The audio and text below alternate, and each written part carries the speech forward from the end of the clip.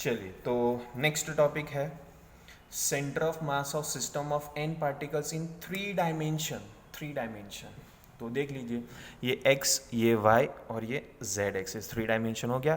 ये पार्टिकल 1 उसका position vector r1 vector with respect to origin, particle 2 having mass m2 position vector r2 vector, particle 3 having mass m3 position vector r3 vector, particle n having mass mn position vector rn vector. तो इन n particle से एक centre of मास यहाँ पर बना, तो इस centre of मास का पोजीशन वेक्टर हो जाएगा RCM वेक्टर।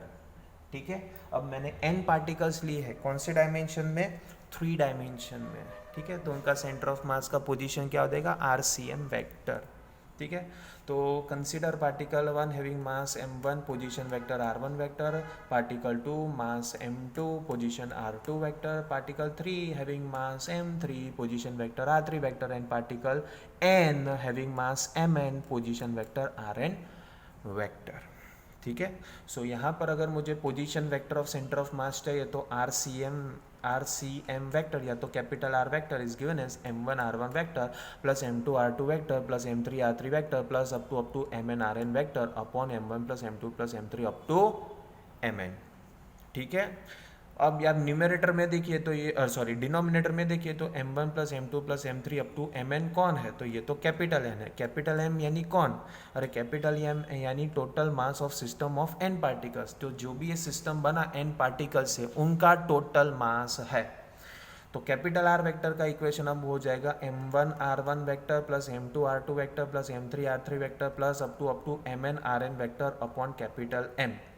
अब इस कैपिटल M को आप ऊपर लीजिए तो इक्वेशन आपका बन जाएगा m capital R vector equal to m1 r1 vector plus m2 r2 vector plus m3 r3 vector plus up to mn rn vector. और उसको शॉर्टकट में लिखना है तो आप लिख सकते हो summation mi ri vector where i is from 1 to n। ठीक है, क्लियर इतना पार्ट आपको? चल फिर आगे बढ़ते हैं। अब ये पोजीशन का इक्वेशन था, ये पोजीशन का इक्वेशन था, उसको मैं डेरिवेट करूंगा विथ रिस्पेक्ट टू टाइम तो मुझे क्या मिल जाएगा? पोजीशन को डेरिवेट करो विथ रिस्पेक्ट टू टाइम तो आपको क्या मिलता है? वेलोसिटी। ठीक है ना, तो derivative with respect to time on both this side, तो derivative of mr vector upon dt with respect to dt equal to derivative of m1 r1 vector with respect to dt, derivative of m2 r2 vector with respect to dt plus derivative m3 r3 vector with respect to dt plus up to derivative of mn rn vector with respect to dt। और अगर आप यहाँ पे देखिए तो मास common है तो बाहर आ जाएंगे, तो m बाहर आ गया देखिए सब में से, ठीक है। तो डेरिवेटिव सिर्फ हो जाएगा पोजीशन का, और डेरिवेटिव होता है पोजीशन का विथ रिस्पेक्ट टू टाइम तो आपको वेलोसिटी देता है ना।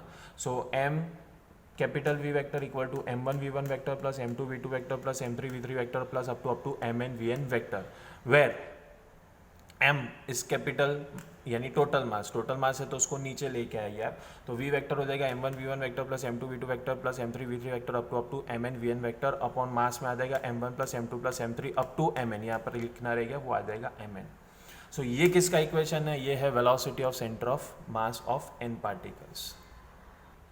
देख लीजिए, तो ये करेक्शन हो गया। तो v vector equals to m1 v1 vector plus m2 v2 vector plus m3 v3 vector up to mn vn vector upon m1 plus m2 plus m3 up to mn। तो ये आ जाता है आपका इक्वेशन, किसका equation? Velocity of centre of mass of n particles. ठीक है, ये वेलोसिटी का इक्वेशन था। चलिए तो अभी आगे बढ़ते हैं।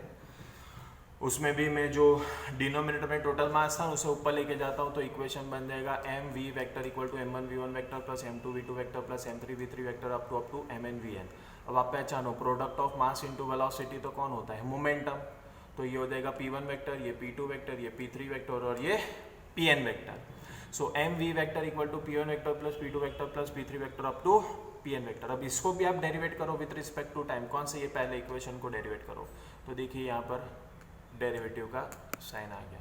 अब फिर से मास को आप कॉमन निकाल दीजिए, तो मास को जब कॉमन निकाला तो अब डेरिवेटिव हो जाएगा वेलोसिटी का विथ रिस्पेक्ट टू टाइम, और आप जानते हो कि डेरिवेटिव वेलोसिटी का विथ रिस्पेक्ट टू टाइम आपको क्या देता है?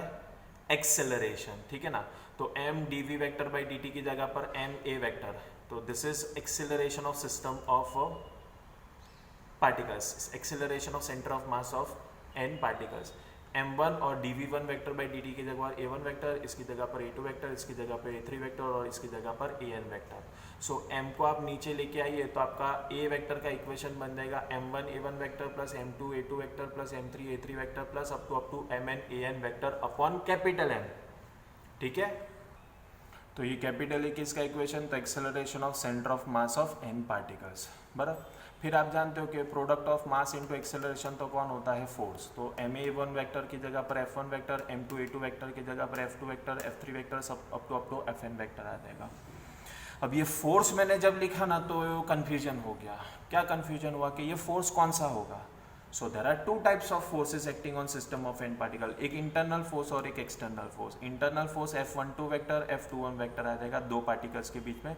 वैसे सेकेंड और थर्ड होगा तो F23 होगा और F32 होगा, एक दूसरे को एक इंटरनल फोर्स एक्सर्ट करेंगे। ठीक है, और एक्सटर्नल फोर्स होगा तो F1 वेक्टर F2 वेक्टर और F3 वेक्टर आ जाएगा। बट हम जानते हैं कि ये जितने भी इंटरनल फोर्सेस है they are action reaction pairs, मतलब कि equal in magnitude and opposite in direction. तो as per Newton's third law of motion they cancel each other. मतलब जो मुझे यहाँ पर कंफ्यूजन था कि ये फोर्स कौन सा है, तो दो टाइप के फोर्सेस थे, एक इंटरनल फोर्स और एक एक्सटर्नल फोर्स। लेकिन पता चला कि इंटरनल फोर्स का समेशन तो जीरो होता है as per Newton's third law because they are action reaction pair. तो रहा कौन अब, एक्सटर्नल फोर्स। रहा कौन अब, एक्सटर्नल फोर्स। दैट मीन्स ये सारे फोर्सेस का समेशन क्या हो सकता है, एक्सटर्नल फोर्स। ठीक है ना। So only external force are responsible, यानी F1 vector plus F2 vector plus F3 vector plus up to Fn vector, यानी कौन है, F एक्सटर्नल वेक्टर। यानी M A capital A vector equals to क्या आ जाएगा आपका, F external vector. You call this as equation number 1। फिर हमारे पास इक्वेशन था ना M V vector equal to P vector. अब इसको भी डेरिवेट करिए विथ रिस्पेक्ट टू टाइम, तो डेरिवेटिव आ गया दोनों साइड। लेकिन मान लेता हूँ कि मास कांस्टेंट है तो m बाहर आ जाएगा, डेरिवेटिव होगा v vector upon dt with respect to dp by dt। तो यह मान लो आपका दूसरा इक्वेशन आ गया। सो इक्वेशन 1 और 2 को अगर मैं एक साथ में लिखना चाहूँ तो f एक्सटर्नल होता है m a vector equal to dp vector by dt equal to m dv vector by dt। This is nothing but Newton second law of motion for system of n particles. But ये Newton का second law derive हुआ कैसे, by taking the help of Newton's third law. बराबर, क्योंकि इससे पहले मुझे confusion था ना वो फोर्स का, और वो फोर्स का कन्फ्यूजन ये था कि दो फोर्सेस थे इंटरनल और एक्सटर्नल, लेकिन इंटरनल फोर्स का समेशन जीरो होता है। वो किसने बताया, न्यूटन थर्ड लॉ ने। फिर जाके हमने न्यूटन सेकेंड लॉ डिराइव किया। बराबर, अगर थर्ड लॉ नहीं मुझे मिलता तो सेकेंड लॉ में डिराइव नहीं कर पाता with for system of n particles. इसीलिए इस को कहते हैं interdependence of Newton's law. That means to derive Newton's second law for system of n particles we need to take the help of Newton's third law of motion, and this is known as interdependence of Newton's law. Clear. चलिए, फिर there are three types of mass density. First is linear mass density, which is a ratio of mass by length for one dimension represented by symbol lambda. तो lambda is m by l, its SI unit is kg per meter, or else defined and dimension formula is m1 l minus 1 t0। One dimension में जो density होता है उसको linear mass density कहते हैं।